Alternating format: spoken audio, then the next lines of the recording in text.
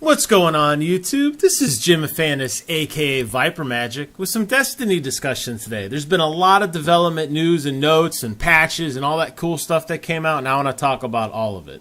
While I'm rambling, you're going to be treated to one of the best runs that myself, my bro Wes, and my bro Kevin had on Battlefield 4. We tore up so much shit with this lav. It was a good time. Anyways, Destiny. Got a bunch of news today from the development team. Big things going on first. We got the Crypt Arc. They said they're going to go back and fix him because he sucks. Quote, "We didn't adequately communicate the potential random outcomes of decryption. Players see what looks like a familiar metaphor of item identification while the Crypt Arc thinks he's opening a bag of loot. Rage sharding of blues ensues." How true is that? Okay, so they said they're going to go back and fix this. Now, a lot of people are just grinding the loot cave. I'll get to that in a minute. They can't do anymore.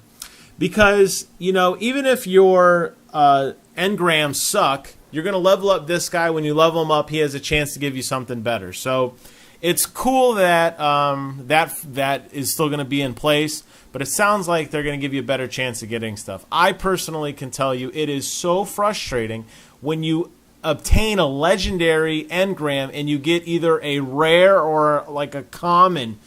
And it sucks that it's like, I got a purple item, give me a purple weapon, and you don't get it. So it looks like they're going to take a look at that. It says expect to see changes to address this soon. Doesn't mean today, it means soon. Next big piece of news, the cave, the infamous loot cave. There are so many videos of the loot cave. There are loot caves on Mars, there are loot caves on Earth and on Venus, and they're now all gone. They're going to fix that. They're going to fix the timers so that enemies take a little longer to spawn.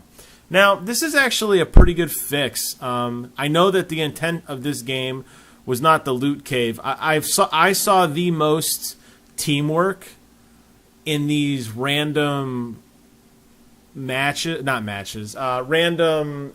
exploration levels just by hanging out. People would just go to patrol and just sit there and just shoot the hell out of the caves. And it was like an unwritten rule: when you ran out of ammo, either people sat down or switched to their secondary, their heavy weapons. Once they burned those, they would just run towards it, and everybody would cease fire.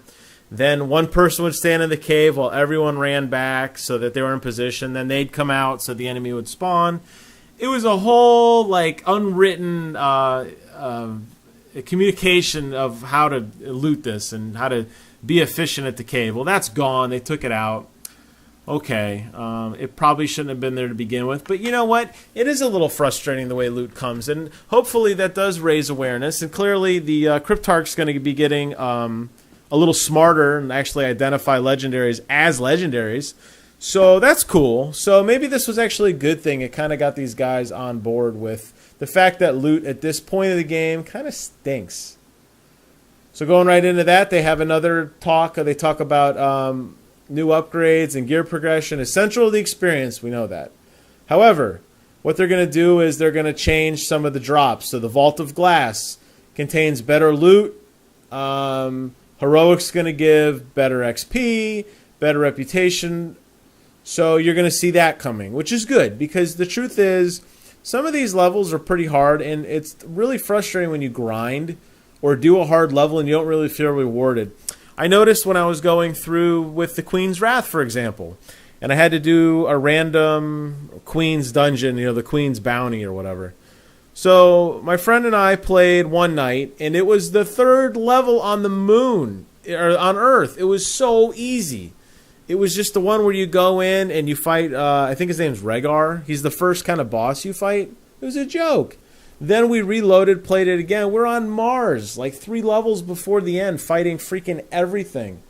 And it just was very weird, and I didn't feel any reward for one or the other. So the fact that they're going to go back and retool this gives me faith that not only are people going to be challenged to play on the harder difficulties, but the actual rewards that they get for doing that. Hopefully drops are increased as well. Obviously, they mentioned specifically reputation gains and XP, which is good. So we'll see where they go with that. Another big one, probably the biggest one on this list, has to be voice communication.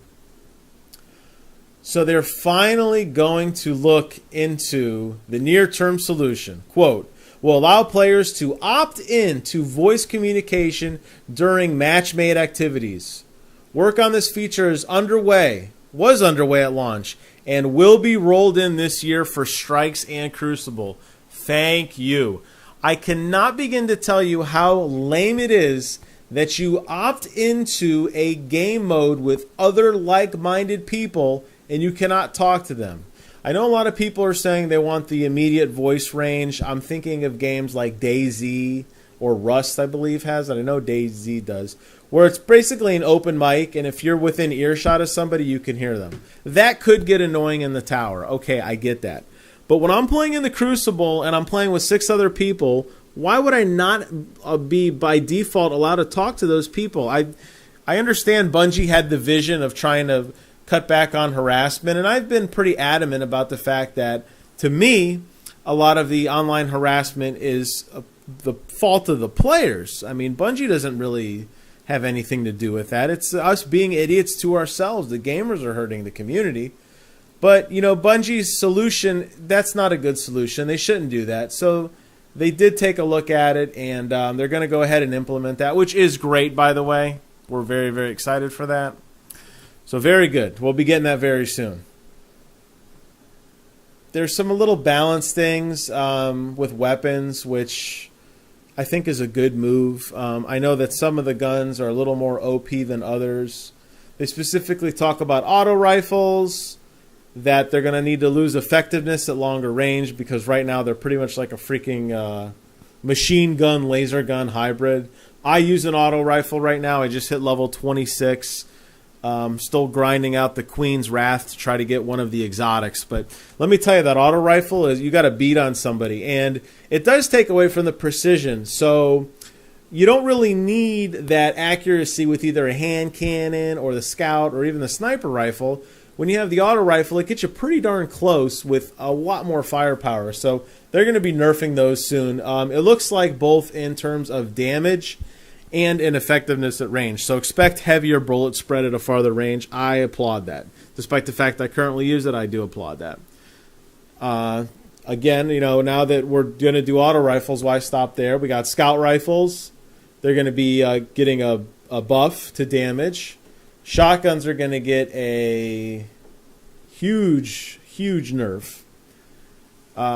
Today, shotguns are effective beyond their intended range, especially when upgraded. Expect changes to address shotguns soon, which will push the envelope of what it means to be close quarters. So, right now, shotguns are a little OP. A lot of people are really upset about them in the Crucible. And basically, they're one-shot kills, which at point blank they should be. But with a lot of the perks that actually increases the range, you're getting one-shot kills at a little farther range than you should expect. And they are a little too strong right now. So they are going to clean that up. And I think that's a good move too. So, yeah, quite a slew of changes coming from Destiny. The guys at Bungie are really working on this game. They're really changing a lot of stuff around, and I think it's a great move. I really do. I really applaud it. I'm very excited to see where this all goes.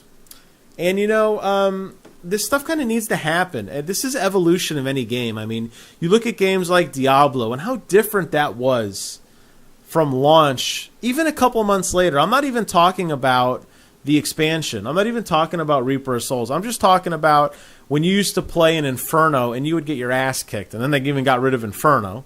But, you know, these games do evolve over time, and I go back to this in all my videos, but again, I'm emphasizing this point. You know, this game is an MMO. It is going to evolve over time. So they're going to find things that don't work, and they're going to tweak them. Now, you wouldn't expect this kind of stuff on Call of Duty particularly, because they're a little more refined. And, you know, when you do add in the level of equipment and character modifications and a whole leveling system, some of that balance can be, I wouldn't say exploited, but maximized or optimized for something that potentially could disrupt the balance of the game, which is what's happening now. So I applaud these guys. I'm really excited. It makes me even more excited to go in the game and try out some of these new things, hoping and understanding that the gear I find will probably actually start to be better off now, because the gear I was finding before was kind of lame. And I did get up to level 26, but boy was it pretty rough of a grind. I pretty much hit a wall at around 20, and then it took me a while. I'm slowly earning up the proper materials and trying to get some better gear, and it's an uphill battle. So good move on the folks at Bungie. I'm very excited to see where this goes. Some of these changes have already been implemented, like the loot cave. Some of them are coming very, very soon. So when I hear like games that Shadow of Mordor is coming out and it's getting killer ratings, and then I see that these guys are fixing their game, I'm sorry. I love Shadow of Mordor. I'm a huge Lord of the Rings guy, but I'm going to be sticking with this game as long as I keep doing this and keeping the events up. I see this game having a lot of legs, a lot of lifespan. I don't see it going away anytime soon. Anyways, that's my rambling. I'm going to shut up now because it's time to go to bed. Thanks for watching. Comment, rate, subscribe, or do none of the above. I love doing these videos. I'm closing in on 1,000 total views in my little itty-bitty YouTube career. So thanks to Wes, and to Kevin, and to Sydney, and to Brent, and to James, and to myself on my cell phone for watching my own videos and giving me support and saying my videos are good even when they might not be, but that's cool.